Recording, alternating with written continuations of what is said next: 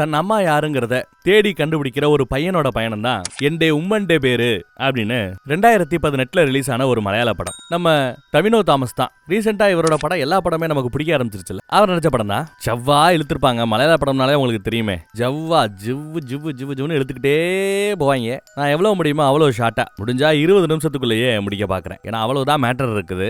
அதை ஏன் இழுத்து சொல்லுவானே. படத்தோட ஆரம்பமே ஒரு கல்யாணத்துல தான் கட்டுறாங்க. நம்ம ஹீரோவோட ஃப்ரெண்டுக்கும் அந்த பக்கம் ஹீரோயினோட ஃப்ரெண்டுக்கும் கல்யாணம். ஹீரோயின் அழகா வந்து ஸ்வீட்டை ஊட்டி விடுவா பொண்ணுக்கு. இந்த பக்கம் ஜம்முன்னு உட்காந்து ஃப்ரெண்டு கல்யாணத்துல சாப்பிட்டுக்கிட்டு இருப்பான். ஹீரோவோட அப்பாவோட ஃப்ரெண்டு வயசான ஒருத்தவர் இருப்பாரு. அவருக்கு இப்ப ஒரு செய்தி வருது. கேட்டது ஒரு மாதிரியாயி, ஹீரோவோட ஃப்ரெண்டு ஒருத்தவர் இருப்பார். ஃப்ரெண்டும் அவரே, வீட்டுல அங்கங்க எடுபடி வேலை பாக்குறவரும் அவரே, வீட்டுக்கு டிரைவரும் அவரே. அவருக்கு அந்த பெரியவர் இன்ஃபர்மேஷனை பாஸ் பண்றார். எப்படி இதை நம்ம ஹீரோ கிட்ட சொல்லணும் தெரியாம அவன் முழிக்கிறான். என்னடா ஆச்சுன்னு பார்த்தா ஹீரோவோட அப்பா இறந்துட்டார். அவரு இந்த ஊரோட பூர்வீகம் கிடையாது. ஊடாலதான் வந்து இந்த ஏரியால செட்டில் ஆயிருப்பார் போல தெரியுது. அவர் ஒரு பழமை விரும்பி பழமையான கலைப்பொருட்களை எல்லாம் வித்துட்டு காசு பாக்குற ஒரு பொழப்பு பண்ணிக்கிட்டு இருந்தாரு. சொத்து பத்தெல்லாம் நிறைய இருக்கு, நிறைய சேர்த்து வச்சிருக்கிறாரு தான். ஆனா அப்ப அவன் இறந்து போயிட்டார். இறந்த வீட்டுல 2 பெரியவங்க, அப்பா மட்டும்தான் அந்த வயலுக்கு இருந்தாங்க.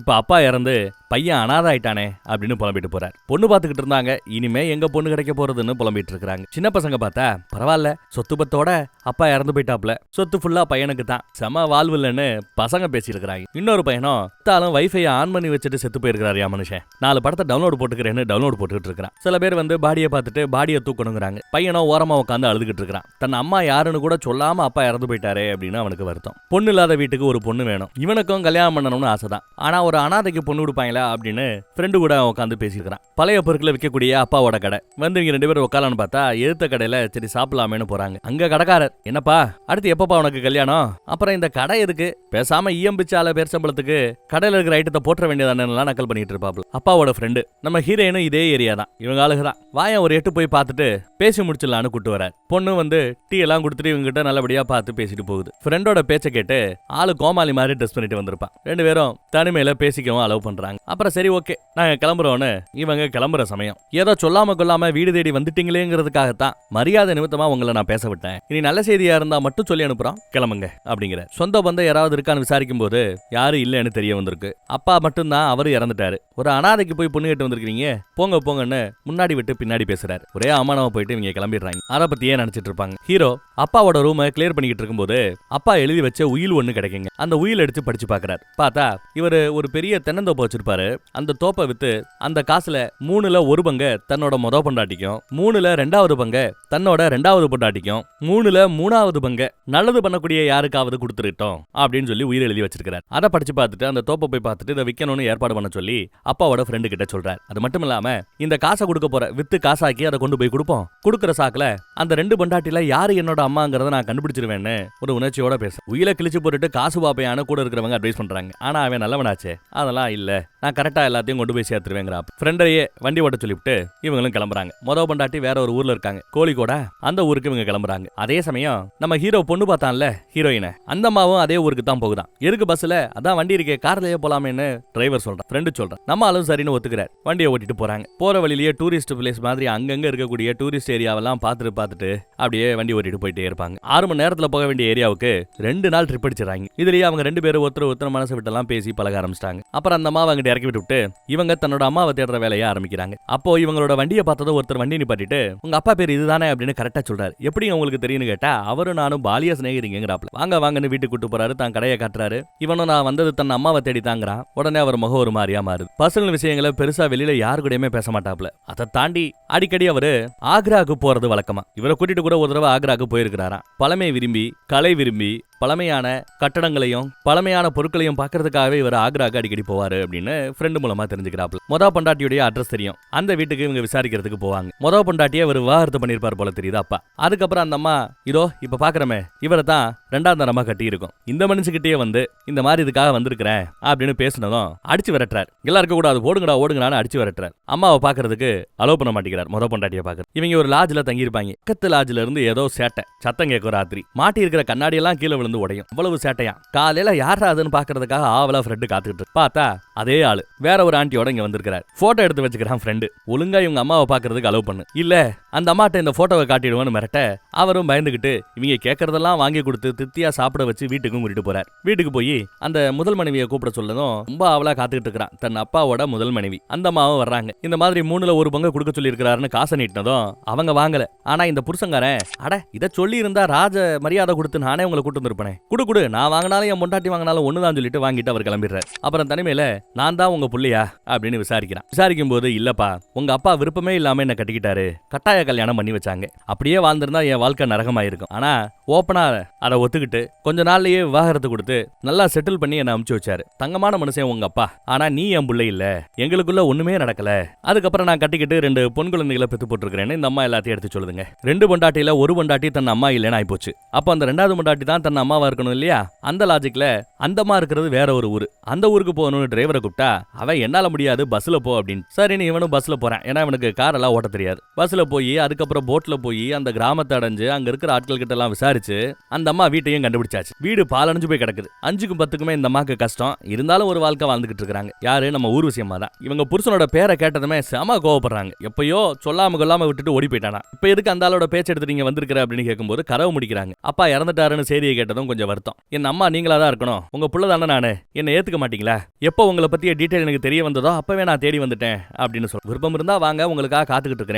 பார்த்தா பொட்டு படிக்க கட்டிக்கிட்டு வா போலான்னு அந்த அம்மா வெளியில வந்து நிக்கிறாங்க. இவனுக்கு சந்தோஷம், தன்னோட அம்மா கிடைச்சிட்டாங்களேன்னு வண்டியில கூட்டு போறான். ஆயா உட்காந்துட்டு சுத்தியும் வேடிக்கை பார்த்துட்டு இவன் வாங்கிட்டு வந்த இந்த குச்சி முட்டாய் குரு ரொட்டி எல்லாம் பொட்டிக்கடையில் வாங்கிட்டு வந்திருப்பான். அதையெல்லாம் சாப்பிட்டுட்டு ஒன்னா வராங்க. ஊர்ல வந்து இறங்குனதுமே என் அம்மா எனக்கு கிடைச்சிட்டா, எங்க அம்மா எனக்கு கிடைச்சிட்டான்னு எல்லாருக்கும் அறிமுகப்படுத்துறாங்க. இவங்களோட அந்த பழைய கடை இருக்குல்ல, அந்த கடைக்கு கூட்டு வருவாங்க. ஃப்ரெண்டு ஹாயா முதலாளி உட்கார ரூம்ல உட்காந்துருப்பான் சேர்ல. எந்திரி, முதலாளி உட்கார வேண்டிய சேர்ல உனக்கு என்ன வேலை, எந்திரிங்கிறாங்க.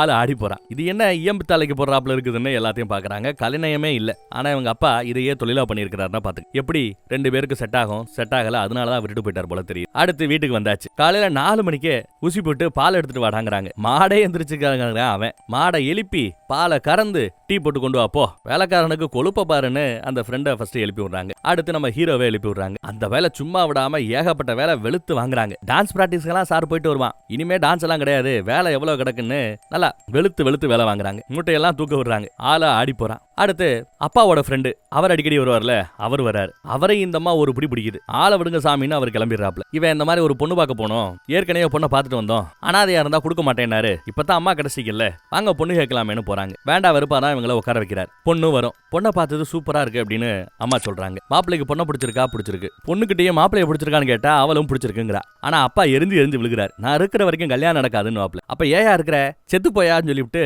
இன்னும் 4 வருஷம் இருப்பியா, நீ செத்ததுக்கு பிறகு இந்த 2 பேருக்கு நான் கல்யாணம் நான் பண்ணி வைப்பையான்னு பேசிட்டு வராங்க. விட்டுறா வாடா, இந்த பொண்ணோட சேர்ந்தா உனக்கு கல்யாணம் நடக்கும், நான் நடத்தி வைக்கிறேன்டா அப்படி இப்படின்னு பேசிட்டு குட்டியாராங்க. மறுபடியும் அப்பாவோட ஃப்ரெண்டு வீட்டு பக்கம் வருவார். இந்த அம்மா கழுவி ஊத்தும். உடனே அவர் இதுதான் உண்மையான அம்மாங்கிறது என்ன நிச்சயம், நான் இந்த அம்மாவோட ஊர் பக்கம் போய் கொஞ்சம் விசாரிச்சுட்டு வரேன்ட்டு கிளம்புறாரு. விசாரிச்சுட்டு அடுத்த 2 நாள்ல கடைக்கு போய் பையனை பார்த்து உண்மையிலே அது உங்க அம்மா இல்ல, விசாரிச்ச வரைக்கும் அவளால பிள்ளையே பெத்துக்க முடியாதா, கருப்பையில ஏதோ பிரச்சனையா, அதனால அந்த அம்மாவால பிள்ளையே பெத்துக்க முடியாதுன்ற உண்மையை கண்டுபிடிச்சிட்டு வந்து சொல்றார். இதை கேட்டதை இவன் ஆடி போறான். தன்னை ஒருத்தி ஏமாத்திட்டு இருக்கிறான்னு ஒரு கோவம் வரும்ல, அந்த கோவத்திலே விறுவிறுன்னு வீட்டுக்கு வரான். வீட்டுக்கு வந்து அவங்க ஆல்ரெடி அழகா சாப்பாடெல்லாம் ரெடி பண்ணி வச்சு வாடா உட்கார்றா சாப்பிட்றான்னு சொல்லிட்டு சாப்பாடெல்லாம் போடுறாங்க. சாப்பிட ஆரம்பிச்சதும் கோவம் குறைஞ்சு, நீ எங்க அம்மா இல்லைன்னு எனக்கு தெரியும், நான் உன்னை கூட்டு வந்த எந்த இடத்துலயுமே நான் தான் உங்க அம்மான்னு நீ வாயை விட்டு என்கிட்ட சொன்னதில்லை, நானாதான் அம்மாவா இருக்கும்னு எடுத்துக்கிட்டேன், ஆனா நீங்க எங்க அம்மா இல்லையாமே சொல்லிருக்கலாம்ல அப்படின்னு சொல்லி அழுகிறான். சரி, மறுபடியும் நான் அனாதை ஆயிட்டேன்னு வருத்தப்படுறான். அடுத்து ஒரு மாதிரியா வருத்தப்பட்டுக்கிட்டே திரிவாங்க. இவரோட கடையில ஒருத்தன் இந்த பழைய கேசட் ஒன்னு வாங்குறதுக்கு வந்திருப்பான். அதுக்குள்ள ஒரு என்வலப் இருக்கும். அந்த என்வலப்பை அவர் தான் கஸ்டமர் தான் கண்டுபிடிச்சு இவன்ட்ட கொடுப்பாரு. என்வலப் ஓபன் பண்ணி பார்த்தா அதுல ஆக்ரால இருந்து யாரோ ஒரு அம்மா, அவங்க வீட்டு அட்ரஸ் எல்லாம் அதுல இருக்கு. நல்ல செய்தி, குட் நியூஸ் இருக்கு, உடனே என்ன வந்து பாருங்கன்னு இவங்க அப்பாவுக்கு தந்தி போட்ட ஒரு பழைய லெட்டர் இருக்கும். குட் நியூஸா, நல்ல செய்தியா, அப்ப இது என்ன தன்னோட அம்மாவா இருக்குமோ? ஆக்ரால 3வது பொண்டாட்டியை வச்சிருப்பாரோ? கல்யாணம் பண்ணியோ பண்ணலையோ நாம ஆக்ரா போகணும்னு முடிவு பண்றான். ஃப்ரெண்டை கூப்பிட்டா வர, எனக்கு நிறைய டான்ஸ் ப்ரோக்ராம் இருக்குங்கிறாப்ல. இவனுக்கோ ஹிந்தி அரகுறை தான், BA மலையாளம் தான் அவன் படிச்சிருப்பான். ஆக்ராவுக்கு போகணுமேனு யோசிக்கிறான். இந்த அம்மா வேற, சரி நாளைக்கு நான் கிளம்பிடுறேன்ப்பா, அதான் அம்மா இல்லைன்னா இப்போச்சுல்ல, எதுக்கு உனக்கு பாரமா, நான் கிளம்புறேன்னு ஊர்வசி கிளம்ப ஆரம்பிச்சிட்டாங்க. அடுத்த நாள் காலையில கிளம்புறாங்க. பொட்டி பிடிக்க கட்டியாச்சு. அடுத்த நாள் இவனும் கிளம்புறான் ஆக்ராவுக்கு. ஆக்ரா பக்கம் இவங்க அப்பாவோட ஊர்வசி 2-3 தடவை ட்ரிப் எல்லாம் போயிட்டு வந்திருக்காங்களா. இதையெல்லாம் அந்த அம்மா சொல்லிட்டு தான் அடுத்த நாள் நான் கிளம்புறேன்னு சொல்லியிருக்கும். ஆக்ராக்கு ஏற்கனவே போயிருக்கிறதுனால ஊர்வசியை கூட கூட்டு போலாமேன்னு முடிவு பண்ணி ஊருக்கு போற அந்த அம்மாவை பேசாம ஆக்ராக்கு என் கூட வரையான்னு கேட்கறா. உடனே அவளும் சரின்னு ஒத்துக்கிறா. ட்ரெயின்ல ஏறி போய்கிட்டு இருக்காங்க. அப்படி ட்ரெயின்ல போய்கிட்டு இருக்கும்போது பொதுவா நம்ம எல்லாம் என்ன பண்ணுவோம், காதுல ஒரு ஹெட்போனை மாட்டிட்டு மொபைலையே பார்த்துட்டு இருப்போம். பக்கத்து சீட்ல உட்காந்துட்டு இருக்க ஆள்கிட்ட பேசவே மாட்டோம். ஆனா கிராமத்து ஆட்கள் பெரியவங்க எல்லாம் பக்கத்துல இருக்கிற ஆளுங்க கூட பேசி பழகி நண்பர்களாவே ஆயிடுவாங்க. அப்படித்தான் இருக்கிற ஒரு பெரியவர் கூட நண்பராகி அவர் இறங்கும் போது, இந்தாங்க நம்ம வீட்டு பக்கம் வந்தா வந்துட்டு போகணும்னு visiting card, address, phone number எல்லாம் கொடுத்திருப்பாரு. ஆக்ராவுல இறங்கியாச்சு. ஒரு லாட்ஜ்ல போய் தங்கியாச்சு.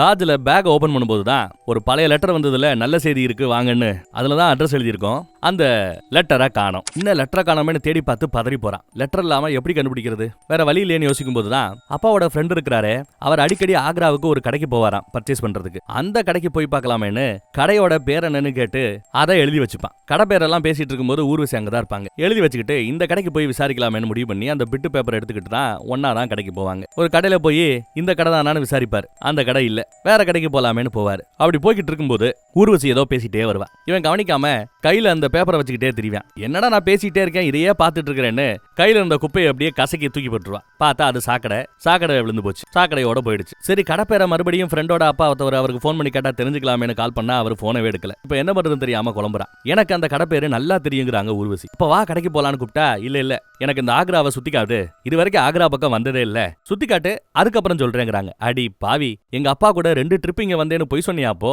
அதை நம்பிதான் உன்னை நான் இங்க கூட்டு வந்தேன். பொய் சொல்லிருக்க பாத்தியா, நான் ஆமடா வாடா ஊரை சுத்தி பார்க்க வேணாமான்னு ஊரை சுத்தி பாருன்ற. உடனே அவனும் சரின்னு ஊரெல்லாம் சுத்தி காட்ட ஆரம்பிக்கிறான். சின்ன பிள்ளைத்தனமா வெகுந்தியா இவங்க ஓடுறது ஆடுறது சுத்தி பாக்குறது இதையெல்லாம் பார்த்து அவனுக்கு அவங்க மேல இருந்த கோவம் எல்லாம் குறைஞ்சிருச்சு. லாட்ஜ்ல வந்து தங்கியாச்சு. அடுத்து என்ன பண்ணு தெரியாம முழிக்கிறான். ஏன்னா இன்னும் அந்த ஃப்ரெண்டோட அப்பாவோட ஃப்ரெண்டு அவரு போன் எடுக்கல. எப்படி அந்த கடையை கண்டுபிடிக்கணும்னு பார்த்தா கடையோட பேரை அழகா சொல்றாங்க ஊர்வசி. கடை பேரு ஆல்ரெடி உங்களுக்கு தெரிஞ்சிருக்கு. ரொம்ப அழகா சொன்னதும் சரின்னு அந்த கடையை தேடி வராங்க. கடைக்காரங்கிட்ட விசாரிக்கிறாங்க. கடையில அப்பா இல்ல, பையன் தான் இருக்கிறான், கடையை பாத்துக்கிறான். ஹிந்திலேயே ஏதோ பேசிட்டு, உங்க அப்பா கிட்ட தான் பேசணும்னு அடிச்சு பேசுறாங்க போல. அவன் எரிஞ்சு விழுகிறான். அதுக்கப்புறம் வாங்கன்னு வீட்டுக்கே கூட்டிட்டு போறான். வீட்டுக்கு போய் பாருங்க, நான் தான் சொன்னேனே எங்க அப்பாவோட பேச முடியாதுன்னு, வேணா பாருங்கன்னு காட்டுறான். பார்த்தா அந்த மனுஷன் படுத்த படுக்கையா கிடக்குறாரு. அவர்கிட்ட போய் அரைகுறை ஹிந்தியை வச்சுக்கிட்டு ஹிந்திலேயே என் அம்மா யாரு, நான் ஹைதர் அலியோட பையன், எங்க அம்மா உங்களுக்கு தெரியுமான்னு ஏதோ பேச ஆரம்பிக்க கொஞ்ச நேரத்துல அவர் இறந்து போயிடுறாரு. அட பாவி, தப்பா ஹிந்தி பேசி ஒரு மனுஷனையே கொண்டு விட்டையாடான்னு ஊர்வசி சொன்னதான் அவன் பயப்படுறான். இந்த அம்மா ஓடினோம், பின்னாடியே அவனும் ஓடுறான். ஒரு வழியா வண்டியில ஏறி எஸ்கேப் ஆயிட்டாங்க. எனக்கு தெரிஞ்சு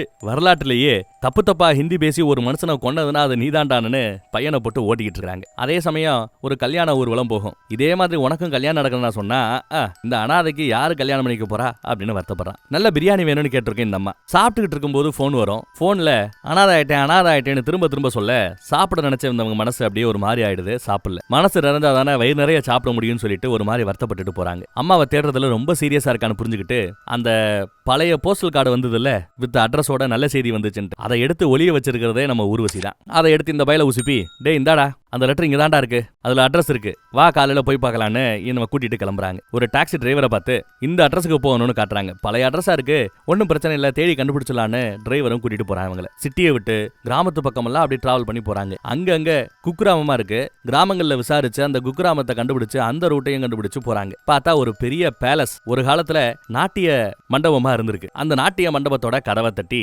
அரகுற ஹிந்தியில ஏதோ பேச வர்றான். நாட்டிய மண்டபத்தில் இருக்கிறவங்க திட்டி அனுப்புறாங்க. இல்லன்னு அந்த அம்மா பேரை சொல்லி கூப்பிட்டா அவெல்லாம் எங்க இருக்கால யாருக்கு தெரியும், போங்கன்னு விரட்டி விடுறான். இங்க இருந்து ஒரு செய்தியும் கிடைக்கல. கடைசியா நம்பி இருந்தது அந்த லெட்டர்ல இருந்த அட்ரஸ். அந்த அட்ரஸ்லயும் பார்த்தா வேற எவனோ ஒருத்தவன் இருக்கிறான், எல்லாத்தையும் எரிஞ்சு விழுகிறான். யாரு இல்ல, போங்கன்னு விரட்டி விடுறான். என்னடா பண்றதுன்னு குழப்பம். அந்த ட்ரெயின்ல ஒரு பெரிய மனுஷன் விசிட்டிங் கார்டு கொடுத்தாருல, அவருக்கு போனை போட்டு பக்கத்துல தான் வீடு அப்படின்னு சொல்லிட்டு அந்த அட்ரஸுக்கு இவங்க போறாங்க. அவரும் பார்த்துட்டு வாங்கன்னு வரவேத்து டீ எல்லாம் போட்டு கொடுத்துட்டு இருக்காங்க. அப்பதான் உன்னை நோட் பண்றா, எதுக்க அந்த போஸ்டல் கார்டு யாரோட பேர்ல வந்ததோ அந்த அம்மா பேரு பேகம் டான்ஸ் ஸ்கூல்னு போட்டு எதுக்க ஒரு போர்டு இருக்கும். எதுக்க இருக்கிறது ஒரு பெரிய பேலஸ் மாதிரி ஒரு பெரிய பில்டிங். அந்த பில்டிங்கோட பின்பகுதியில தான் சின்னதா ஒரு ரூம்ல அப்பப்போ டான்ஸ் வந்து ஃப்ரீயா சொல்லி கொடுத்துட்டு இருக்குதான் இந்த பேகங்கிற அம்மா. இதோட என்ட்ரன்ஸ் கார்ல அந்த பக்கத்துல போகணும், பக்கத்து தெருவில் தான் என்ட்ரன்ஸ் இருக்குது. அதை தெரிஞ்சுக்கிட்டதுமே வாடான்னு இந்த பையில வேகமா கூட்டிக்கிட்டு கார்ல ஏறி ஃப்ரெண்டு பக்கத்துல கேட்டை தாண்டி உள்ள வராங்க. வண்டி வந்து நின்றுச்சு. இனி உள்ள போனா அம்மாவை பாத்திரலாம். நீங்க வாங்கன்னு ஊர்வசியை கூப்பிட்டா நான் வருவேன், ஆனா என்ன சொல்லி என்ன அறிமுகப்படுத்துவேன், அதெல்லாம் வேண்டாம், நீ உள்ள போ, நாங்க படுத்துக்கிறேன்னு படுத்துக்கிறாங்க. இவன் உள்ள போய்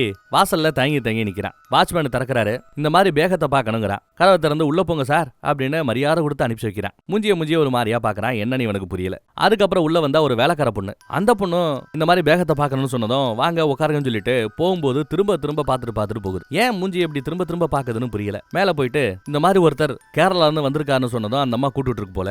இவனும் மேல போறான். மேல போய் பார்த்தா அந்த பேகம் அம்மா இருக்கிறாங்க. இவன் மூஞ்சியை பார்த்ததுமே ஒரு மாதிரி பேரணிஞ்சு போச்சாப்புல இருக்கிறாங்க. இந்த மாதிரி தான் யாரண்ண பேரண்ண தன் அப்பா இந்த மாதிரி ரீசெண்டா இறந்து போனாரு இந்த கதையெல்லாம் சொல்ல அவங்களும் இதெல்லாம் கேட்டுட்டு ஒரு காலத்துல என் நாட்டியத்தை பாக்குறதுக்கு வருவாரு. பெருசா எங்களுக்குள்ள பழக்கம் இல்லைனாலும் சில கால பழக்கம் என்ன முறையா அவரு கட்டிக்கல. அதுக்கப்புறம் எங்களுக்குள்ள நடந்த பிரச்சனை இல்ல அப்படியே விட்டுட்டு போயிட்டதா இவங்க சொல்றாங்க. ஆனா எந்த இடத்துலயுமே நீ ஏன் புள்ளதான அந்த அம்மா சொல்லவே இல்லை. இவன் பல தடவை கேட்டுன்னு சொல்லல. என் புள்ள வர நேரம் ஆயிடுச்சு, நீ இருந்தா கொஞ்சம் சங்கோச்சமா நல்லா இருக்காது, கிளம்பு அப்படின்னு சொல்லிடுது அந்த அம்மா. சொல்லிட்டு வருத்தப்பட்டுட்டே போயிடுது. இவன் ஒரு மாதிரி அழுகுறான். என்ன இப்படி பேசி பிடிச்ச இந்த அம்மானு வெளியில வந்து சோகத்தை யார்ட்டையாவது கொட்டலாமேன்னு போன் பண்ணிக்கிட்டு இருக்கிறான். யாரும் போன் எடுக்கல. அதே சமயம் அந்த பேகத்தோட பையன் வண்டியில வந்து இறங்குறாங்க. கெத்தா இறங்கி புல்லட் வண்டியில இறங்கி உள்ள போகும்போது நல்லா உத்து பார்த்தா தெரியும் அச்சு அசல் அப்படியே நம்ம ஹீரோ மாதிரியே இருக்கிறான். ஆக்சுவலா ரெட்டை குழந்தை பிறந்திருக்கு இந்த பேகத்துக்கு. ஒரு குழந்தைய அந்த அம்மா வச்சுக்கிச்சு, இன்னொரு குழந்தைய அப்பங்காரன் தூக்கி கொண்டு போய் வேற ஒரு ஊர்ல போய் செட்டில் ஆயிருக்காங்க. ஏதோ ஒரு மனஸ்தாபத்துல அவங்க பிரிஞ்சிடறாங்க. ரெட்டை குழந்தை பிறந்ததுனால 6க்கு ஒரு குழந்தைன்னு தூக்கிட்டு வந்திருக்காங்க. அப்படி மட்டும் அவங்க அந்த மனஸ்தாபத்தினால பிரியாம ஒன்னா இருந்திருந்தா நம்ம ஹீரோ இதே வீட்டுல ஜாம்னு வளர்ந்திருப்பான். ஆனா தான் கூட பிறந்தவனை ஜஸ்ட் பார்க்க மட்டும் தான் செஞ்சாரே ஒழிய அவங்கிட்ட பேசணும்னு முயற்சி பண்ணல. கன்ஃபார்மா தெரிஞ்சு போச்சு இந்த பேகம் தான் தன்னோட அம்மான்னு. ஆனா அவங்க தன்னை ஏத்துக்கல இல்லையா, அதனால அழுதுகிட்டே கிளம்பி போறான். பால்கனில இருந்து இந்த பையனை பார்த்துக்கிட்டே அந்த அம்மாவும் அழுகுது. வெளியில வந்ததும் கையில இருந்து அந்த லெட்டரை கிழிச்சு போட்டு விட்டு காருக்குள்ள ஏறி ஊர்வசி பக்கத்துல உட்காந்துக்கிட்டான். அப்படியே வண்டி கொஞ்சம் தூரம் போய்கிட்டே இருக்கு. ஒரு இடத்துல வண்டியை நிப்பாட்டிட்டு ஊர்வசியை கீழே இறக்குறான். என்னடா அப்படின்னு கேட்டா சூரியனை காட்டுறான். ஏன்டா சூரியனை நீ பார்த்தது இல்லையா, இதுல என்னடா வித்தியாசமா இருக்கு அப்படின்னு கேட்டா, இல்ல நான் இது வரைக்கும் சூரியனை பார்த்திருக்கிறேன், உதிக்கும் போதும் சரி மறையும் போதும் சரி, ஆனா எங்க அம்மாவோட நான் இது வரைக்கும் பார்த்தது இல்ல, என் அம்மாவோட பாக்குறது இதுதான் முதன் முறைன்னு சொன்னதும் ஊர்வசிய தன்னோட அம்மாவா முழுமையா அவன் ஏத்துக்கிட்டாங்கிறது தெரிய வருது. அவங்களுக்கு ரொம்ப சந்தோஷம். அங்க என்ன நடந்துச்சு ஏது நடந்துச்சு இதெல்லாம் கேட்டு இவனை கஷ்டப்படுத்த விரும்பல. சந்தோஷமா அவங்க ஊடு திரும்புறாங்க. அப்படி ஊடு போகும்போதுதான் இன்னொரு செய்தி வருது. பொண்ணு கொடுக்க மாட்டேன்னு பிரச்சனை பண்ணாருல அந்த மனுஷன் உண்மையிலேயே மண்டைய போட்டாரு ஹார்ட் அட்டாக்ல. பொண்ணே போன் பண்ணி வீட்டுக்கு வாங்க பொண்ணு கேட்டு வாங்கன்னு சொல்லி இருக்கு போல. அதனால இவங்க ஒன்னா கிளம்பி பொண்ணு பார்க்க கிளம்பி போய்கிட்டு இருக்காங்க. இந்த தடவை கல்யாணம் கன்ஃபார்மா நடக்கும். ஏன்னா தடுக்கிறதுக்கு அப்பங்க மாதிரி வில்லங்க யாரும் அங்க இல்ல. பத்தாவதுக்கு மாப்பிள்ளை சைடு எல்லாருமே தயாரா இருக்கிறதுனால நல்ல அரேஞ்ச் மேரேஜ்ல சிறப்பா கல்யாணம் நடக்கும்னு தெரிய வருது. ஒரு வழியா அம்மாவுக்கு அம்மாவும் கிடைச்சிருச்சு, பொண்டாட்டிக்கு பொண்டாட்டியும் கிடைச்சிருச்சு. இனி நம்ம பையன் சந்தோஷமா இருப்பேன். வேற ஒரு நல்ல கதையில மறுபடியும் சந்திப்போம். அதுவரை காத்துருங்க.